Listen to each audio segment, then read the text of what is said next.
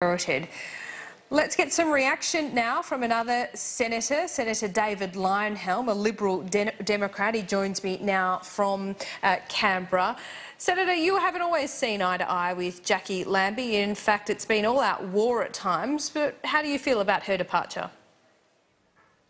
No, you're right. She voted with Labor increasingly during her term in the Senate. Of course, she started off as Palmer United, fell out with them. They all went their own ways. She was rather quirky for the first year or two. She had Rob Messenger as her advisor and picked up on some particular issues that animated her, anti-Muslim rhetoric for a while there.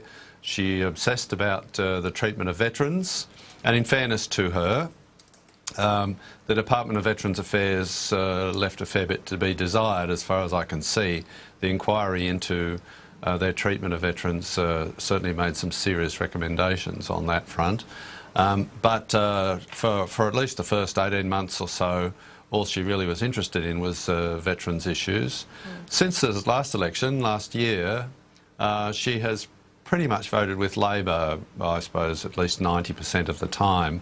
And which is funny because before she was selected by Palmer United, she had attempted to gain pre-selection for the Liberal Party in Tasmania. So it's interesting where people end up. In terms of her presence on the crossbench, she was never good at working with the other members of the crossbench. She was pretty much a lone ranger. Her focus on veterans affairs meant that she wasn't all that interested in other issues that the rest of us might have been interested in. I think this is the end of the Jacqui Lambie network. There's nobody like Jacqui who will step into her shoes. It's not as if you can clone her. The other thing is about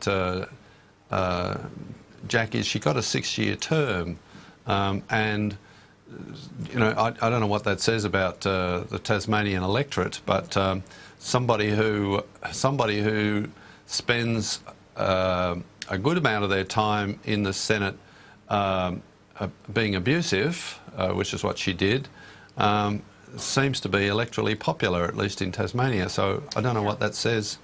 Well, it is interesting, and I think you make a good point there that you think this might be the end of the Jacqui Lambie network, and this is the problem when you have a party named after any one particular